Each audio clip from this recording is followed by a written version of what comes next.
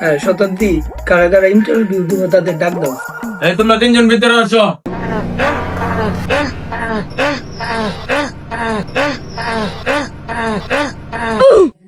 ওরা কি ইন্টারভিউ দিতে আইছে নাকি ফাইজলামি করতে আইছে? একটা চেহারা দেখে মনে হয় ইন্টারভিউ দিয়ে লোক এগুলা। আসসালামু আলাইকুম স্যার।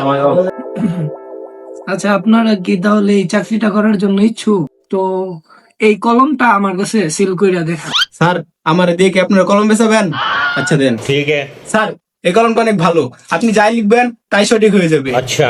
আমি এটা কলম মূলত বিক্রি করি 10 টাকা, আপনার জন্য সীমিত আবার মাত্র 5 টাকা। নেন স্যার, দে বেটা, আমি কলম বিক্রি করে দেন। ठीक है। স্যার, এটা হচ্ছে একটা মাল, আপনি এটা যদি ইউজ করেন আপনার এটা কোনো প্যারাই থাকবে না।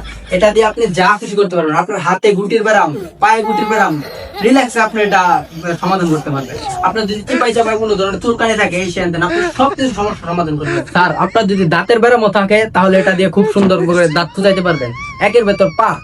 আরে থু বেটা, ওই কি কলম কিনে পাবলিক নাকি? ওই মূর্খ মানুষ, শিক্ষিত তারা এরা এমনি কলম কিনবো। ওই হলো মূর্খ, ওই কিনবো বিড়ি আর টানবো বিড়ি। এই, তুমি কারে কি করলে? হ্যাঁ, মানুষ কি না? এই তোরা কি করবো? তুই কলম মানুষ বুঝাস? যারা শিক্ষিত তারা তো কলমই কিনবো। তুই মূর্খ বেটা। এই, আবার তুমি বেদবি করতেছো, এটা কারো বিষ তুমি জানো?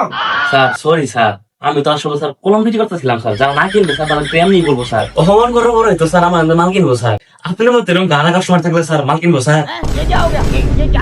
তুমি আমার সাথে বেদবি কইরা তুমি আবার আমার কাছে এসে কলম বিক্রি করতে, তোমার সেলি আমার পছন্দ হয়েছে না। আচ্ছা, তোমাদের দেওয়া হবে না, ঠিক আছে? এখন এমন একটা কাজ করে দেখাও যে আমি তোমাদের চাকরিটা দিতে পারি। স্যার, যদি চাকরিটা আমার হয় তাহলে আমার স্যালারিটা কত হবে? এই প্রথমত 6-7 হাজার টাকার মতো বাবা। স্যার, আপনার কাছে 3000 টাকা হবে?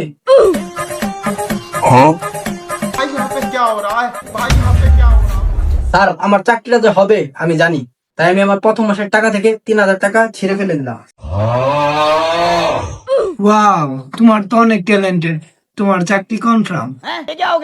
স্যার তাহলে আমাদের ঘুরবে। এই তোমরা বাদ, তোমরা ভিক্ষা করো আর কলম বিক্রি করো।